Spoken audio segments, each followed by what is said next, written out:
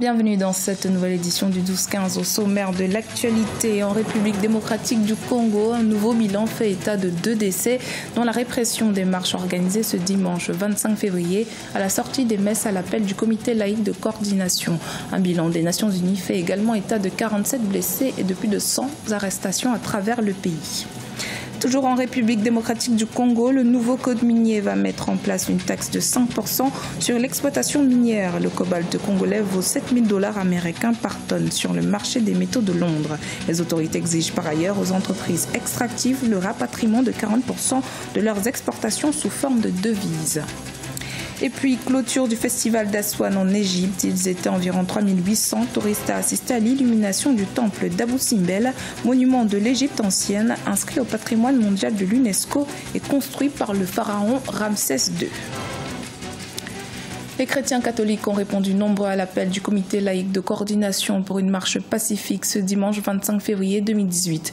Une marche réprimée dans plusieurs paroisses de la capitale et quelques grandes villes du pays par les forces de l'ordre. 2 personnes auraient perdu la vie à Kinshasa et Bandaka. Reportage de notre correspondant Jacques Mboka. La marche organisée par le comité laïque de coordination ce dimanche 25 février 2018 a été réprimée par les forces de l'ordre dans plusieurs paroisses de la capitale et dans les autres villes de la République démocratique du Congo. Une marche pacifique pour exiger l'application intégrale de l'accord de la Saint-Sylvestre. Bien que la liberté de manifestation soit garantie par la Constitution, le gouverneur de la ville ne l'a pas autorisée. Il est clair qu'il n'y a pas lieu pour un parti politique ou une organisation quelconque de solliciter encore une autorisation qui est déjà donnée par la Constitution elle-même. La même disposition de la Constitution qui garantit la liberté de manifestation dans son principe évoque l'obligation pour les manifestants, les organisateurs, d'informer au préalable par écrit les autorités administratives. L'accord de la Saint-Sylvestre signé entre la majorité présidentielle et l'opposition prévoyait entre autres la tenue de la présidentielle en décembre 2017 et la nomination d'un premier ministre issu du rassemblement de l'opposition. Pour le comité laïque de coordination et l'opposition, cet accord n'est pas respecté. L'objectif poursuivi par la police nationale pour cette marche était des 0 morts. Pourtant, 2 personnes ont été tuées, notamment à Kinshasa et à Mbandaka, selon les sources hospitalières. Il faudrait aussi que les services de police sachent qu'en recourant à la force pour encadrer ces manifestations, eh bien, il faudrait user évidemment d'une force qui soit proportionnée et surtout ne pas recourir à des armes létales qui peuvent entraîner la mort. Les bilans des victimes de la marche du 31 décembre 2017, 21 janvier et 25 février 2018 fait déjà une dizaine de pertes en vies humaines. Les comités laïques de coordination, cette structure à la base des manifestations qui bénéficie du soutien de l'Église catholique et de l'opposition, s'est dit déterminé à aller jusqu'au bout de leurs objectifs. Producteur de 2/3 du cobalt mondial, la République démocratique du Congo perd tout de même 336 millions de dollars chaque année, faute d'infrastructures de transformation industrielle du minerai. La valeur marchande du cobalt congolais a connu une croissance de 125% en 3 ans. Conscient de ses performances, le Parlement congolais a adopté un code minier censé apporter un profit économique au pays. Nathalie Moeneli-Ebessa. La République démocratique du Congo abrite la plus importante réserve mondiale de cobalt, évaluée à 3,4 millions de tonnes. Sa production annuelle de 140 000 tonnes assure 66% des besoins industriels, automobiles et téléphoniques les plus influentes du monde. Le marché du cobalt devrait rapporter 61 milliards d'euros à l'international en 2064. Dans cette perspective, la RDC a opéré des réformes fiscales en matière d'exploitation minière. Le nouveau code prévoit l'augmentation de 5% de la taxe sur les minerais non ferreux. Le gouvernement exige par ailleurs aux entreprises extractives le rapatriement de 40% de leurs exportations sous forme de devises.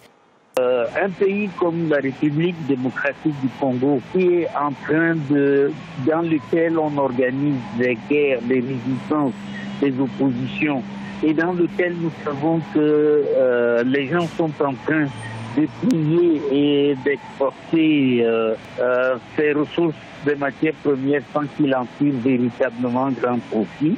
Ce pays-là, qui peut s'organiser pour gagner davantage des richesses que la nature a bien voulu doter son support, c'est un avantage comparatif, comme disent les économistes classiques. Alors que la RDC se prépare à faire bon profit de son potentiel minier, sa domination sur le marché du cobalt inquiète certains observateurs internationaux. Le président directeur général de l'entreprise Glencore, Ivan Glasenberg, estime que l'essor des véhicules électriques induira une pénurie de cobalt. La demande actuelle du minerai a fait passer son prix à $7 000 par tonne en 3 ans. Évidemment, nous connaissons tous la loi de l'offre et de la demande. Si la demande devient plus supérieure à l'offre, les prix vont baisser. Si la République démocratique du Congo était un pays suffisamment équipé pour produire exactement conformément à la demande, bien, il laisserait son cobalt sous terre. Mais il suffit que les marchés de Londres ou de New York s'enrhument un peu et les prix du cobalt peuvent tomber à 1 franc. C'est ça, malheureusement, la loi du capitalisme. Malgré l'adoption de son nouveau code minier, la RDC ne peut pas encore transformer localement le cobalt. Elle perd ainsi $336 millions de revenus happés par la Chine. La mise en place d'une politique infrastructurelle se heurte dans ce pays à l'insécurité et à l'exploitation artisanale dans les mines. Le Forum des opérateurs pour la garantie de l'émergence économique en Afrique a réuni un parterre de personnalités et d'artistes pour la 11e édition du Gala de l'intégration ce samedi 24 février à Dakar au Sénégal. Et lors de cette 11e édition, plusieurs personnalités du continent ont été primées. Parmi celles-ci, Babylas Botton, directeur de l'information d'Africa 24 et notamment connu pour son émission politique Le Talk, qui a été récompensé avec le titre de meilleur journaliste africain. Un sujet de la rédaction. Le directeur de l'information d'Africa 24 TV, Babylas Botton, sacré meilleur journaliste d'Afrique. L'annonce a été faite ce samedi à Dakar au cours du Gala de l'intégration organisé par le Forum des opérateurs pour la garantie de l'émergence économique FOGECA. Une consécration qui a fait l'unanimité au sein du parterre de personnalités prenant part à ce gala. Le professionnalisme et la perspicacité de ce journaliste émérite sont entre autres les critères qui ont marqué l'attention du jury. Et indiscutablement, la qualité de ses émissions et la pertinence de ses débats politiques qui portent cette empreinte. Ce journaliste est une référence pour nous. Ce journaliste est une fierté pour nous, Africains.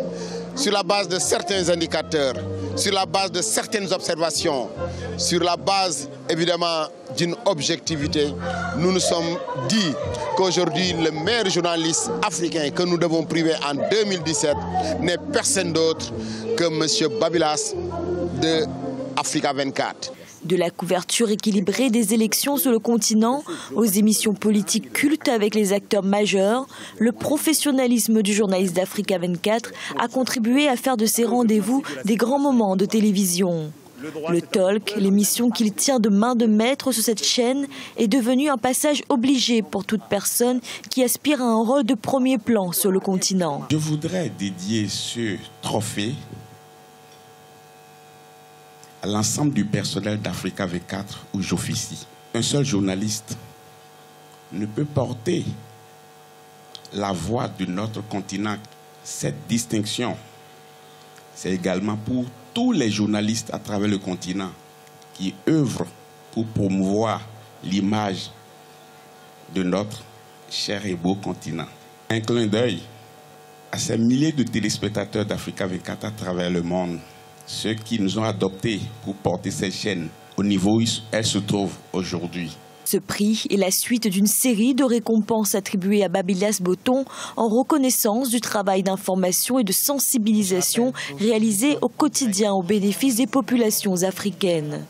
En 2014, Babylas Botton avait été primé meilleur journaliste africain réalisateur de grandes interviews. Babylas Botton a été successivement rédacteur en chef adjoint, rédacteur en chef et directeur des magazines d'Africa 24, avant d'être l'actuel directeur de l'information de cette première chaîne d'information d'Afrique francophone. En Égypte, les illuminations solaires du temple d'Abou Simbel, n'arrivant que 2 fois dans l'année, suscitent toujours autant d'émerveillement depuis sa découverte en 1874. Et à l'occasion de l'anniversaire du pharaon déifié, 3800 touristes ont assisté à la scène. Haché Duprat. 6h24. C'est à cette heure précise que le 22 février, le soleil s'est aligné sur le visage de la statue du pharaon Ramsès II dans le temple d'Abou Simbel, situé à Assouan, que le roi déifié a fait construire durant son règne. 20 minutes d'alignement entre le soleil et le pharaon qui, malgré son horaire matinal, n'a pas manqué d'ameuter des milliers de personnes. Dès 3 heures, nous étions excités car nous avons réussi à rentrer à l'intérieur. Les gens étaient vraiment gentils et humbles. Quand ça a commencé, c'était vraiment génial. Voir le soleil se poser sur le visage de Ramsès est quelque chose d'incroyable. Événement d'autant plus inoubliable qu'il s'est déroulé le jour estimé de la naissance du pharaon, fils de Séti Ier et époux de Néfertari, et qui met en lumière les avancées techniques du peuple ancien d'Égypte, une symbiose entre l'astronomie, l'architecture, l'ingénierie et les mathématiques. C'est juste phénoménal comment ce temple entier a été construit. Le soleil y entre parfaitement dans toutes ses chambres pour illuminer ce qu'il faut.